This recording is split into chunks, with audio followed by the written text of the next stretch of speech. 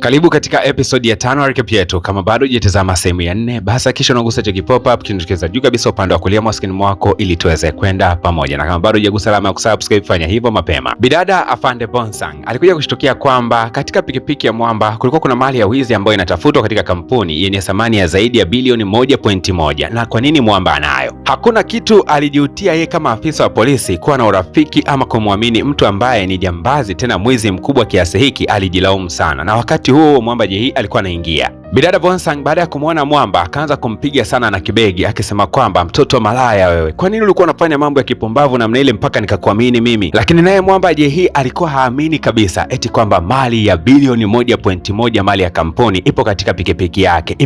Kujaje? Akawa anamwambia bidada kwamba mimi sijaiba na sielewi hiyo mali imeingiaje kwenye pikipiki yangu. Baada ya bidada kutulia, baada ya muda kidogo hivi mbele ya kifua cha Mwamba, basi wakaelekea katika eneo la mgawa, lakini bidada bado hamwamini huyu jamaa kwa sababu hakuna mwizi anayekubali kwamba yeye ni mwizi. Wakati huo Mwamba akasema kwamba mimi sio mhalifu kama unavyonidhania. Na Mwamba Jay akaanza kumsimulia bidada juu ya historia yake ya maisha akisema kwamba umri wa miaka 13 tu nilianza kujitegemea kwa sababu wazazi wangu walifariki nikiwa na umri huo, na nikaanza kujishughulisha na shughuli ndogo ndogo, nikapataga kazi katika eneo ambalo anatengeneza vibaiskeli. Sasa na mimi nikawa fundi baiskeli, lakini kwa bahati mbaya wale watu ambao nilikuwa nikifanya nao kazi wakaja kunisingizia kwamba nimeiba baiskeli. Kutokea wakati huo jina langu likaingizwa katika rekodi za wahalifu, nikawa ni mtu ambaye nadhaniwa labda ni mtukutu mhalifu fulani hivi kwa sababu nilikuwa nimefunguliwa kesi baada ya ule wizi wa baiskeli. Bidada Bonsang akawa amenyenyuka akasema, na wajua waizi wakubwa nyie ndio mnavyojiteteaga, hebu vaa pingu haraka sana tuende kituo cha polisi. Lakini Mwamba alimshika bidada vizuri tu, kisha akawa amemkisi na kumwambia kwamba unajua mimi sio kwamba ni mhalifu Bidada akajikuta kalegea, naye akajikuta anampiga kesi Mwamba na akajikuta amemwamini tu. Afande Bonsang akajikuta anajadili na mhalifu kwamba tutafanyaje sasa hii begi ya thamani ya bilioni 1.1. Mwamba Jay akasema kwa kuwa mimi ni mwanaume, hebu nikabidhi hiyo mali, nitaiangalia mimi. Basi bidada akawa amekabidhisha mali, na Mwamba baada ya kuipata ile begi moja kwa moja akaelekea katika kiwanda, akaenda kumfuata bidada Hwayang na kumwambia kwamba unajua nimeikuta ile begi, nimeikuta. Lakini Hwayang hakuonekana kabisa kuweza kushtuka katika namna yote ile, na kumbe bidada Hwayang akasema kwamba ni mimi ndio nilikuwa nimeandaa mpango wote huo, nilitaka kujua uaminifu wako uko vipi.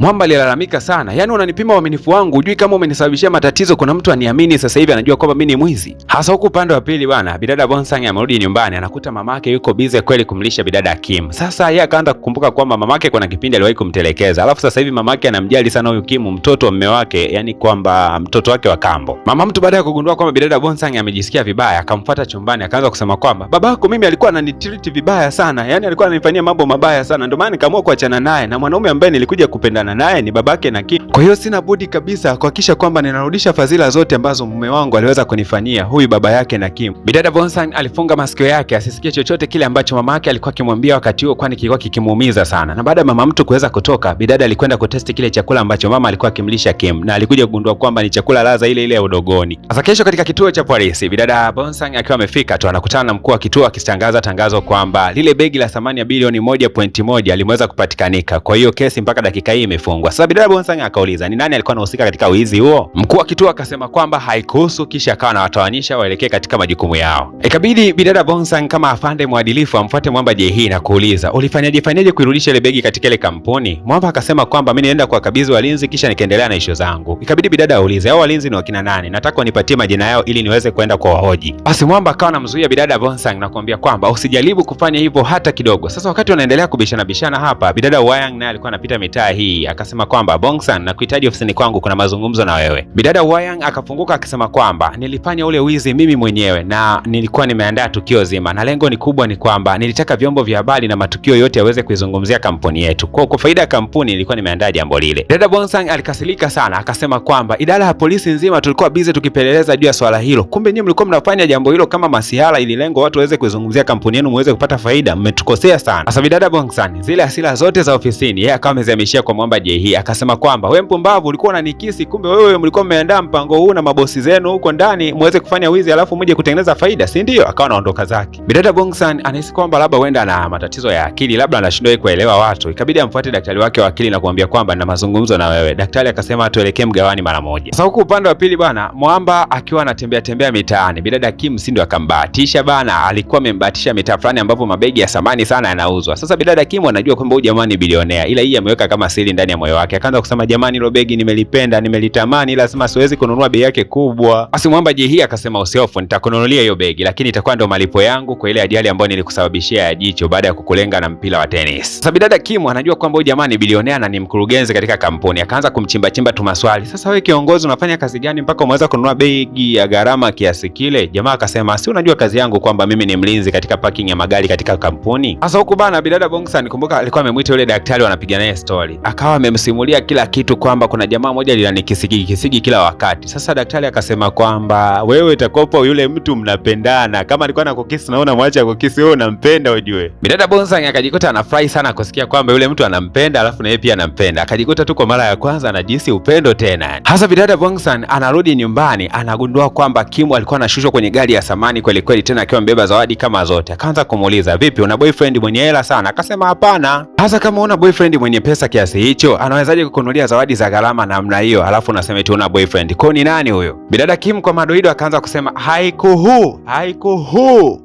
Aisee, bidada Bongsan akaanza kuhisi kwamba isije kawa kadada ni katapeli. Akaanza kusema kwamba kumbuka unaishi katika nyumba ya afande, sitaki kabisa tabia za kitapeli sawa Sasa bidada Hwayang siku ya kesho yake akiwa na mwamba JH ofisini, wakaanza kujadili ni kwa nini hujahudhuria vikao viwili vitatu hivi vya ofisi. Lakini mwamba akasema kwamba nilikuwa busy kidogo. Akamwambia ubize na kile kibidada ambacho kila wakati kinakufuatafuata hivi, nyie ni kama mna mahusiano eti Katika kitu sikitaki katika maisha yangu niwe kuingia katika mahusiano kwa wakati huu. Naomba kuanzia leo achana kabisa na yule mwanamke. Mwamba alipomsikiza bidada hayo anayoongea akawa ameondoka zake tu bana. Lakini jamaa wakati anaondoka kwa hasira, Hwayang akampigia tena simu na kumwambia rudi mara moja. Aliporudi jamaa akamwambia kwamba kuna tatizo katika mizigo ambayo tulikuwa tumeagiza. Kwa hiyo unatakiwa kusafiri kuelekea nje ya nchi kwenda kushughulikia swala hilo. Hapana haraka sana. Hasa mwamba JH bila hata kupoteza muda akawa amekata tiketi na moja kwa moja akawa anaelekea nje ya nchi. Bidada Bongsan ameanza kumisi jamaa. Kila akipitaga katika njia hii alikuwa anamuona jamaa akiwa anaoshaosha magari. Kumbuka kwamba jamaa alikuwa ni mlinzi wa magari. Lakini leo ni siku ya tatu, hamuoni kabisa mwamba. Akajikuta tu anaanza kumisi huyu mtu japokuwa amejuana naye kwa kipindi kifupi, yani hata mjui sana kihivyo. Ikabidi kwanza kutafuta ni wapi sehemu nyingine ambayo mwamba atakuwa anapatikanika. Akaja kugundua kwamba hii sehemu ambayo mwamba atakuwa anapatikanika kumbe ni kiwanda tu. Tena akamkuta kuna mzee mmoja, akaanza kuuliza kuna jamaa mmoja anaitwa JH, vipi anashindaga hapa? Yule mzee akaeleza kwamba hapa ni mahali ambako mwamba JH ameweza kukulia, na akamweleza stori nzima ya mwamba JH alipokuwaga mdogo mpaka alipoweza kufikia umri huu. Hasa bidada Bongsan akajisikia raha sana kwa sababu ile stori ambayo mwamba JH alikuwa amemsimulia kuhusiana na utoto wake ndivyo vile ambavyo huyu mzee anasimulia. Kwa akaamini kwamba yule kaka kumbe ni mkweli Sasa bidada bana akataka kumpigia jamaa, ndo akakumbuka kwamba hata namba yake ya simu hana, na mbaya zaidi ni kwamba hata wajaingia katika mahusiano rasmi. Sasa akaanza kuwaza, jamani, mimi nilichelewa nini mpaka mtu ameondoka hata sielewi ameelekea wapi? Hutakaa uamini, ni mwezi mzima umekatika. Bidada anamisi mwamba kichizi yani. Moja kwa moja siku ya leo jamaa anarudi kutokea airport. Sasa bidada alikuwa yuko kando kidogo ya barabara, wakaweza kutazamana. Namna walivyokuwa wanaangaliana kabidada kamekasirika sana yani. Basi mwamba JH akaingia ndani ya Defender. Wewe unapanda taxi, mwenzako anapanda Defender na kingola kinawashwa, anapelekwa nyumbani. Alafu bidada akawa amemwomba mwamba namba ya simu. Sasa mwamba bana akamchukua bidada Bongsan na akampeleka katika mgawa fulani hivi wa Kijapani na Kifaransa. Sasa huo mgawa bana ni gharama kweli kweli. Bidada alipofika tu mlangoni akasema wewe kaka, hapa na humo mimi siingii bana. Humo maana mna matumizi makali sana ya pesa. Basi bana mwamba JH hata hakuwa na maneno mengi. Wakaelekea katika kamgawa ka kawaida tu, mama ntilie yuko bize kweli kweli, hapo anaosha vyombo, hapo msoso unapikwa. Basi akawa ameagiza tambi na maharage. Piga sana yani msoso wa asili. Sasa bidada Kimdong bana ukitembelea akaunti yake ya Instagram utafikiri mdada Fododido hapa Tanzania ambapo anajipostigi matawi sana, kumbe ana maisha ya kawaida mno. Sasa huyu bidada akawa amemwona yule daktari wa akili ambaye wakati mwingi huwa anatembeleaga maeneo ambayo mwamba JH anacheza mchezo wake wa tennis. Akawa amemfuata na kumwambia kwamba kama unajua taarifa yoyote kuhusiana na mwamba JH na kuahidi kwamba nitakupatia kipande cha dhahabu, utakuwa unanipatia taarifa zake. Sawa kaka? Sasa huyu daktari alijua tu kabisa kaka kabidada kana lengo la kutaka kuja kuolewa na mwamba JH. Akasema kwamba ili kuweza kuolewa na mtu mwenye pesa sana unatakiwa mwenyewe utokee katika familia yenye pesa, alafu wasomi kama wote, sio kizembezembe namna hiyo unajua. Bidada alimaindi kweli kweli. Akasema kwa hiyo unaniona mimi maskini, huoni kama navaa nguo za gharama? Akataka kumwagia mwamba maji katika glasi. Akaja kugundua kwamba ile glasi ilikuwa haina maji. Daktari akajikunja uso wake akizania kwamba maji yanakwenda kutoa usoni. Sasa hii kauli ya daktari ilimkumbusha bidada kwamba yeye ametokea katika familia ya kitajiri sana, lakini kwa bahati mbaya baba yake aliweza kufilisiwa na hiyo ikamsababisha yeye kuanza kuishi maisha ya kipumbavu namna hii. Kwa hiyo bidada Kim anaamini kwamba ili aweze kujirudi katika maisha yake ya kitajiri alikuwa akiishi kabla, ni lazima aje kuolewa na mwanaume mwenye pesa kama alivyokuwa baba yake. Kwa bidada sio kwamba maisha ya kitajiri ni mshamba sana, bali ameishi kabla. Hasa Mwamba JE bana, penzi lake na bidada Bongsan limeanza kunoga. Sasa kwa bahati mbaya, wakati huo anajiandaa kwenda kutoka pamoja, wakawa wamepokea simu kutokea kwa bidada Hwayang. Na ukumbuke kwamba bidada Hwayang ni single mother na Mwamba JE anamjali sana mtoto wa bidada Hwayang. Sasa siku ya leo bidada akawa anamwambia kwamba mwanangu ana homa kali sana, naomba uje nyumbani. Jamaa haraka sana akawahi eneo la tukio, akaenda kumkea yule mtoto wa bidada Hwayang na moja kwa moja akawa anampeleka hospitalini. Walipoweza kufika hospitalini, mama analia sana, hali ya mtoto wake ni mbaya, lakini madaktari wakasema kwamba mtoto wake anatakiwa kufanyiwa uchunguzi zaidi katika eneo la spinal cord. Sasa hii kitu ikasababisha bidada Hwayang kuanza kumtazama JE, yani anamtazama JE kama baba wa mtoto yani. Hasa wakati hichi kitendo cha uchunguzi kinaendelea, bidada Hwayang anamwegemea Mwamba kama vile mume wake, na namna ambavyo anazidi kumwegemea ndivyo ambavyo bidada Bongsan anazidi kumpigia na kumwambia kwamba tuko tuna appointment ya kuweza kukutana leo, mbona sikuoni bana? Lakini hutakaa uamini, Mwamba JE alizimisha simu na moja kwa moja akaweka mfukoni na akaenda kumjali bidada Hwayang. Nini kitakachojili aisee, usipange kukosa. Hasa ili uweze kuipata episode ya mbele kwa haraka zaidi, nenda hapo kwenye ukurasa wa kusubscribe, gusa alama ya kusubscribe, zitajitokeza chaneli mbili. Nenda kwenye chaneli ya chini, gusa alama ya subscribe. Kila kigongo kitakachokuwa kinatoka utakuwa unakipata kwa haraka zaidi. Mpaka sasa hivi tayari kazi imekwisha kutoka. Fanya kama nilivyoweza kukuelekeza ili uendelee kuenjoy uhondo kamili kabisa wa tamthilia hii. Kumbuka kwamba mimi naitwa DJ Paul na hii ni PVP Media Max.